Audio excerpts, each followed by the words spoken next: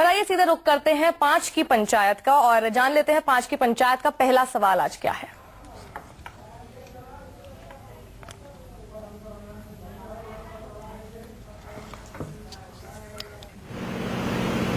कौन सा खाएगा भाई? आपको बता दें कि उज्जैन में एक अखाड़े के चुनाव के दौरान साधु संतों में जमकर मारपीट हुई और इस बवाल में करीब आधा दर्जन साधु घायल हो गए। लेकिन ये पहली बार नहीं है जब साधु संतों के बीच आपसी विवाद खूनी जंग में बदला हो। कभी मठों का विवाद तो कभी आस्था और परंपरा पर मतभेद। साधु संतों की खूनी जंग पहले भी सामने आ चुकी है। आज 5 की पंचायत में सबसे अहम सवाल यही है कि शांति के बदले खून खराबे का रास्ता क्यों चुन रहे हैं संत। क्या संतों की जंग से भक्तों की आस्था कमजोर होगी? इसी पर हम चर्चा करेंगे। हमारे साथ इस वक्त स्टूडियो में मौजूद हैं मार्तंड पुरी जी, जो कि महामंडलेश्वर हैं, स्वामी सर्वानंद सरस्वती जी, जो कुलपति भारती श्री पीठम के हैं, इसके अलावा महंत श्री कालका सुरेंद्रनाथ अवधूत, जो कालका मंदिर में हैं, और साथ ही साध्वी प्रज्ञा भारती हमारे साथ स्काइप से जुड़ रही हैं, जो दिव्य ज्योति जागृति संस्थान की हैं।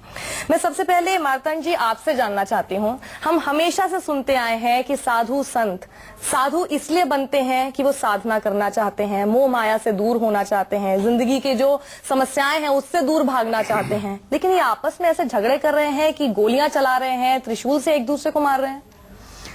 देखिए, साधु बनना और संतत्व घटित होना या प्रकट होना, दोनों में अंतर है। जब साधु बनते हैं और जो किसी स्वार्थ, किसी निहित स्वार्थ, किसी गद्दी, किसी लाभ के लिए बनते हैं, तो उसका परिणाम यही होता है।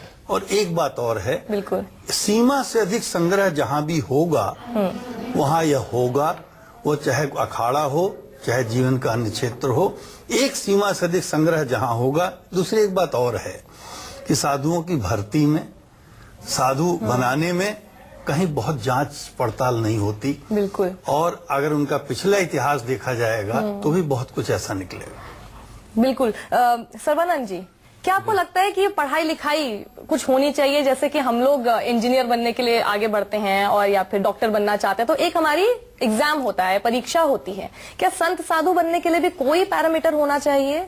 बिल्कुल होना चाहिए। अभी मार्तंड पुरी जी ने बहुत अच्छी बात कही है कि जिस अखाड़े में अखाड़े के आचार्य मंडलेश्वर, मंडलेश्वर, महामंडलेश्वर, महंत, जिनके अंदर में जो शिष्य बन रहे हैं, उनकी जब तक जांच पड़ताल ना हो तब तक उनको शिष्य नहीं बनाना चाहिए, अपने अखाड़े में सम्मिलित नहीं करना चाहिए।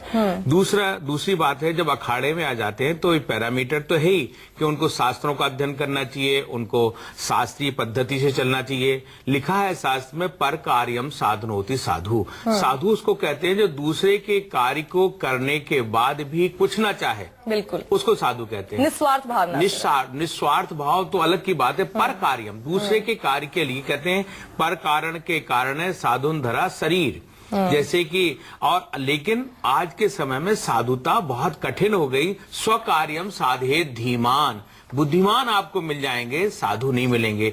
जब बुद्धिमानों में वार्ता होती है तो बुद्धिमान पद के लिए लड़ेंगे, धन के लिए लड़ेंगे, तो उनके जीवन में पद और धन का जब वातावरण आ जाता है तो साधुता एक तरफ रह जाती है और फिर वो युद्ध में बदल जाता है। और उसका परिणाम ये होता है कि समाज में जो साधु बेशधारी हैं, जो कि शांति के उद्घोषक हैं, शांति की किरणें देने वाले हैं, सब कुछ है, तो पब्लिक ये सोचती जब ये इतना लड़ रहे हैं तो हम इनके साथ कैसे जुड़ें। तो इस साधु हमारे अखाड़ा परिषद को, साधुओं को मिल करके, जिसमें हमारे जैसे अभी महंत जी बैठे हुए, इन्होंने बहुत सुंदर एक सनातन वाहिनी बनाई हुई है। तो वो उसमें यही काम कर रहे हैं कि गांव का साधु हो, चाहे जंगल का साधु हो, चाहे शहर का साधु हो, उसको पहले उसको साधुता धारण करनी है, विनम्रता धारण करनी है। अगर वो अखाड़े के लिए साधु बना है और युद्ध के लिए साधु बना तो उसको हमारे अखाड़े बहिष्कृत कर देते थे। बिल्कुल। तो मैं श्री कालका जी, वही कालका महंत सुरेंद्रनाथ जी, सुरेंद्र जी की बात कर रहा था मैं अभी। बिल्कुल। तो कालका जी, मैं आपसे जानना चाहती हूं कि सनातन वाहिनी, मैं साक्षी में बहुत बड़ी बात कह रहा हूँ, अभी तक हमारे अखाड़ों ने, किसी महामंडलेश्वर ने ये शुरू नहीं किया कि हम युवकों में कैसे जान फूकें और युवकों को कैसे साधुता की ओर प्रेरित करें। बिल्कुल। जो हमारे पोस्ट ग्रेजुएट हैं, डॉक्टर हैं, उनके ये सनातन युवा वाहिनी के जो प्रवर्तक हैं, ये इन्होंने ये केवल गांव के उसके लोगों को नहीं रखा, पढ़े लिखे लोगों को। तो उनका है एक ही काम है कि जाकर के विनम्रता से बात करो। तो साधुता का सबसे पहला लक्षण होता है विनम्रता।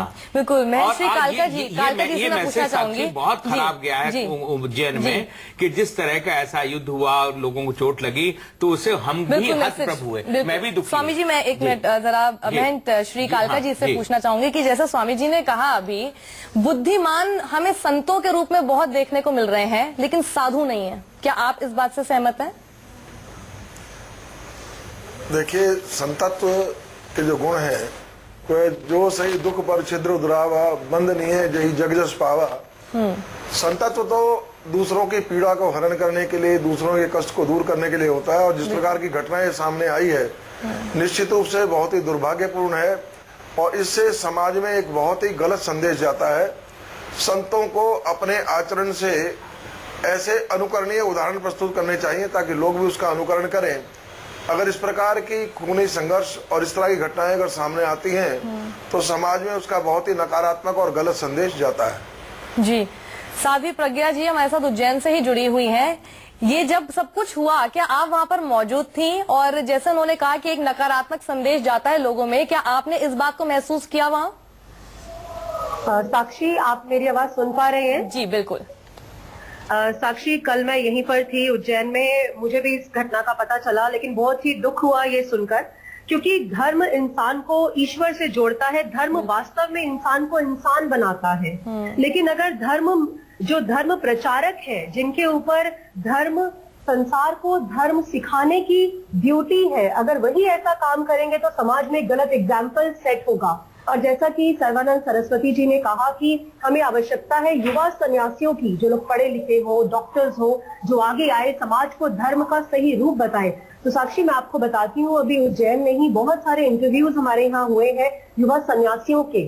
गुरुदेव के आशुतोष मारे जी के सानिध्य में, सर्वानंद जी आपको बहुत अच्छे से परिचित, तो गुरुदेव के आशुतोष मारे जी के सानिध्य में बहुत सारे युवा सन्यासी जुड़े हुए हैं। मैंने खुद मैनेजमेंट किया है, बहुत सारे युवा सन्यासी हैं, डॉक्टरेट है और बहुत सारी डिग्रीज के साथ यहाँ पर आए हैं समाज को सही दिशा देने के लिए, धर्म का सार्वभौमिक रूप समाज तक पहुंचाने के लिए। और महाकुंभ की ये जो पावन धरती है, इससे तो धर्म का, संस्कृति का सही रूप पूरे विश्व तक पहुंचना चाहिए, क्योंकि इस समय पूरे विश्व की आंखें महाकुंभ के ऊपर हैं।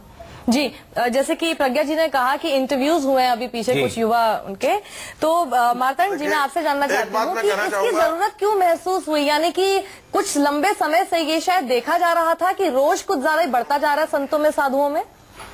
देखिए, ऐसा है कि अगर आप देखिए, जैसे प्रज्ञा जी कह रहे थे, केवल डिग्री लेने से संतत्व नहीं आ जाता। डिग्री धारक तो बहुत मिल जाएंगे, लेकिन डिग्री धारक के पास वो संतत्व भी हो, लेकिन उसके कुछ पैरामीटर्स भी तो सेट होने चाहिए कि किन पैरामीटर्स से इंटरव्यू। डिग्री का नहीं है, प्रश्न ये है कि जो संतत्व में आ रहा है, मैंने एक बात कही कि गुरु उसकी परीक्षा लेता है, परीक्षा ले और तत्काल उसे न बना दे। अच्छा, उसका पूर्व काल भी देखे, भूत भी देखे, वर्तमान भी देखे। और बहुत से ऐसे संस्थान हैं जहां संतत्व प्रकट हो रहा है युवा रूप में। और एक बात मैं और कहना चाहूंगा, युवकों को आना चाहिए, क्योंकि आज धर्म बूढ़ों के लिए हम लोग मान लेते हैं, इसलिए युवकों का आना बहुत आवश्यक है। मैं स्वयं एक यूनिवर्सिटी में प्रोफेसर हूँ और मैं 6 साढ़े 6 मैंने यूनिवर्सिटी को ही आश्रम मान रखा है और मैं उन बच्चों के साथ ही मैं जीता हूँ। और धर्म की केवल मैं एक परिभाषा देता हूँ, जब तक आप अपने सुख में सुखी हैं, अपने दुख में दुखी हैं, आप पशु हैं। जिस क्षण आप दूसरे के दुख में दुखी, दूसरे के सुख में सुखी होने लगे, आप मनुष्य हो जाते हैं। और मनुष्यत्व का उत्कर्ष देवत्व है, धर्म है। जहां संग्रह होगा, जहां पदों की बात होगी, जहां संपत्ति की, आप हरिद्वार ऋषिकेश में देख लीजिए कितने मामले संतों के चल रहे हैं, अखाड़े कितने मुकदमे चल रहे हैं, पूरे देश में कितने चल रहे हैं। ये बहुत शर्मनाक स्थिति है हम सबके लिए भी। बिल्कुल, जैसा और आपने कहा कि मिलकर इसके लिए कुछ ना कुछ करना चाहिए, युवाओं को जोड़ना चाहिए, लेकिन युवा और धैर्य थोड़ा एक साथ नहीं चलते। तो फिर क्या पैरामीटर्स आपके इंटरव्यू में होने चाहिए? यहाँ पर थोड़ा सा एक मिनट युवकों के बारे में। जी, अगर आप साइंटिफिक एटीट्यूड और एप्टीट्यूड के साथ, रेशनलिज्म के साथ अपनी बात कह सकते हैं, तो मैं आज आपसे कह रहा हूं कि युवा धर्म के प्रति, सनातन धर्म के प्रति बहुत अधिक श्रद्धालु है बशर्ते आप अपनी बात एटीट्यूड और एप्टीट्यूड के साथ कहें, नहीं खाली कथा कहानी नहीं, ना कहें। हम एक ही बात कहना चाहते हैं साक्षी जी, देखिए मैं एक बात कह रहा हूँ कि अभी जो प्रज्ञा भारती ने बहुत अच्छी बात कही कि इनका जो ज्योति संस्थान है उसमें युवतियां युवक और पढ़े लिखे का मतलब ये है कि जो सांस्कृतिक कार्यक्रम से, संस्कृति से, अपने गुरु के अभ्यास से उनके चित्त में उद्विग्नता खत्म होकर के शांति को आई है। केवल हमें युवक ऐसे नहीं बनाना जो उग्र ही अपना रूप धारण करें। उग्रता कहीं पर भी किसी भी धर्म में, किसी भी समाज में बड़ी खतरनाक होती है। तो साधु समाज का तो एक ही मतलब होता है, वो सरल, तरल, स्वाभाविक, वास्तविक। और इसके लिए महान सुरेंद्र नाथ जी का भी मैं सहमत हूं और प्रज्ञा जी से तो बहुत सहमत हूं कि जब तक पढ़ा लिखा व्यक्ति अपने गुरु के आचरण के अनुशासन के अनुसार नहीं रहेगा। आज आप देखिए जहां पर अनुशासन है। हाँ जी सरस्वती जी, ज्यादा समय नहीं है, इसलिए मैं महंत श्री सुरेंद्र नाथ जी से पूछना चाहूंगी कि ये इतना जो हमें रोष देखने को मिल रहा है, आपस में लड़ाई झगड़े देखने को मिल रहा है, वहाँ जब सिंहस्थ कुंभ है, कई सारे लोग आते हैं और कोई भी सिर्फ अगर ऐसे वस्त्र धारण करके आ जाए, अपने आप को साधु कह दे, कहीं ऐसा तो नहीं है कि साधु के भेष में कुछ ऐसे लोग हैं जो आ गए हैं और अपने आप को संत जो बता रहे हैं और उनका नाम खराब कर रहे हैं? देखिए, पहले तो गुरु जो शिष्य बनाने के लिए उसकी तितिक्षा की परीक्षा लेता है, उसके धैर्य की परीक्षा लेता है और धीरे धीरे उसको धर्म के मार्ग पे चलने का जो है उसको प्रेरणा देता है, उसको चलाता है और सीख देता है। जो गुरु के सानिध्य में रहकर सीख लेते हैं वो निश्चित रूप से इस तरह के उसमें उलझेंगे नहीं। कहीं ना कहीं जैसे कि अभी हमने देखा कि सच्चिदानंद जैसे लोग जो है महामंडलेश्वर की उपाधि पाने के लिए आ गए और लोगों अखाड़ों ने भी उनको जो है दीक्षित कर दिया। तो इससे लगता है कि आज जो है अखाड़ों में भी साधु जो है वो वैभव को देखकर और धन के प्रभाव में बनाए जाते हैं, उनको महामंडलेश्वर बनाया जाता है। ये बहुत ही दुर्भाग्यपूर्ण है। हमारे अखाड़ों को भी इस बात पर जो चिंतन करना चाहिए कि जो भी संतत्व या जो संत की दीक्षा ले रहा है उसकी तितिक्षा की परीक्षा करें, उसका अभ्यास कराएं और उसको उस तरह का ज्ञान प्रदान करें कि हमारे तो परहित सरस धर्म नहीं भाई, पर पीड़ा सम नहीं अदमाई। और व्यास जी ने तो कहा है कि अष्टादश पुराणेषु व्यासस्य वचनम द्वयम परोपकाराय पुण्याय पापाय पर पीड़नम। लेकिन अब संत ही अगर इस तरह के आपस में खूनी संघर्ष में उलझ जाएंगे तो निश्चित रूप से समाज में साध्वी प्रज्ञा जी, ये मैं आपसे सवाल जानना चाहती हूँ कि आपको लगता है कि ऐसे लड़ाई झगड़ों से अब लोगों की आस्था ही संतों में और साधुओं में कम होने लगेगी अगर ऐसे ये लोग करेंगे तो? साक्षी, आपने बिल्कुल सही कहा है। अगर धर्म के नाम पे हम दंगे करेंगे या खून ये बढ़ेगा लोगों का, तो बहुत ही गलत है। इससे लोगों में एक गलत संदेश जाएगा। इसके लिए हमें धर्म के वास्तविक रूप को लोगों तक पहुंचाना होगा। स्वामी विवेकानंद जी ने कहा है, religion is the realisation of self. आपको परमात्मा का साक्षात्कार करना होगा, तभी आपके अंदर संतत्व आएगा।